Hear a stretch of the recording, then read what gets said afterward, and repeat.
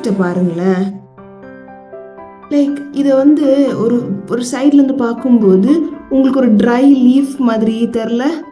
இதுதான் கேமஃப்ளேஜ் அப்படின்னு சொல்லிக்கிட்டு சொல்லுவாங்க. சரியா?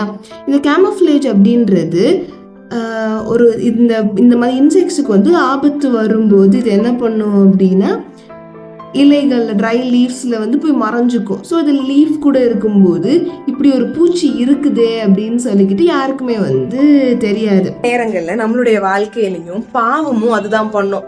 அது ஓகே எல்லாரும் பண்றாங்க, எல்லாரும் கூட நான் பண்ணும்போது அது பாவமா நமக்கு பல நேரங்கள்ல தெரிவது கிடையாது. இப்போ எக்ஸாம்ல காப்பி அடிக்கிறதா இருக்கட்டும், இந்த மாதிரி குட்டி குட்டி விஷயங்கள் எல்லாரும் பண்றாங்களே, எல்லாரும் கூடயும் நானும் மறைஞ்சிருந்துருவேன் அப்படின்னு சொல்லி நம்ம நினைக்கிறோம் அப்படின்னா அது கண்டிப்பா கிடையவே கிடையாது. சரியா?